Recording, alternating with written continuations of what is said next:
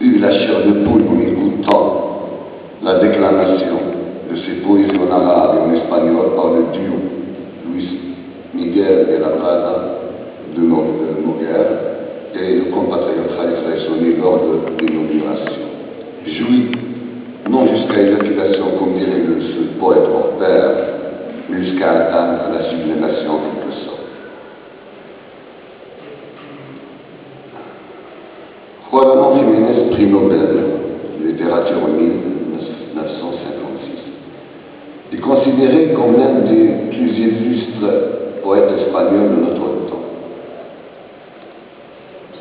Son œuvre la plus répandue reste sans doute Platero et moi, chef-d'œuvre en prose poétique, où l'auteur et son âme de métal, de couleur grise, synthèse de tous les âmes se ressemblant, ne font plus qu'un.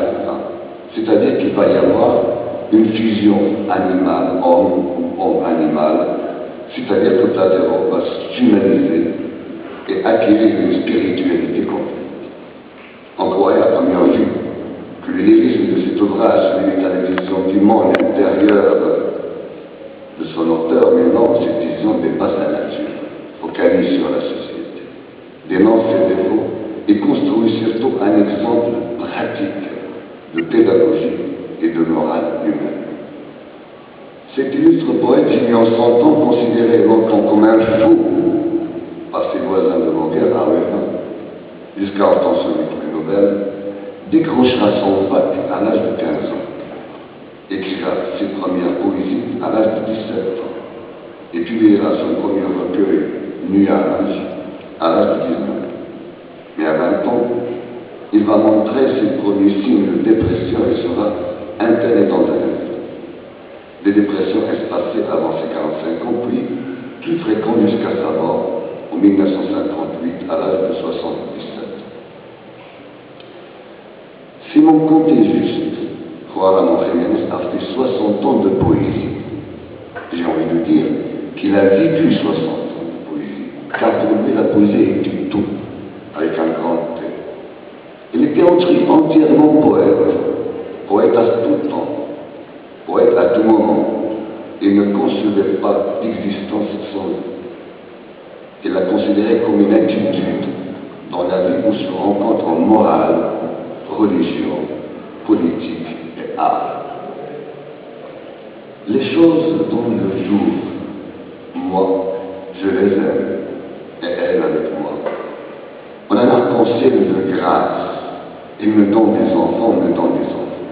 C'est de la poésie dont il parle. La poésie, cette éjaculation qu'elle dirige de l'esprit, et que lui donne l'extase de ses poésies, métanijos, dit-il. Juan Ramón Jiménez possédait la magie du mot émanant de ces termes répétitifs qui n'ont de répétition que les lettres et non le sens. Le sens, lui, vous transporte, vous envoûte, révélant pour toutes les sensations dont la vraie poésie est maîtresse. Un riche répertoire pour les linguistes et les pédagogues, Platero et moi, va dans ce sens. Advenez que l'on ne trouve pas deux tous les 100 ans dans un même pays. Certains, pour exemple, le considèrent comme un écrivain de génie. Et quand on dit génie, on a certainement plus, quand on est génie, on a certainement plus Pulitzer. C'est d'abord la faculté supérieure de la conception, de l'imagination, de la perfection, de la création d'un chef-d'œuvre. Juan Ramón Jiménez, cherchant cette perfection, était souvent mécontent de ses écrits au point de les soumettre continuellement à des révisions et à des changements avec un fin esprit critique. J'essaie, écrit-il, dans le courant infini, de faire de la poésie tel un créateur.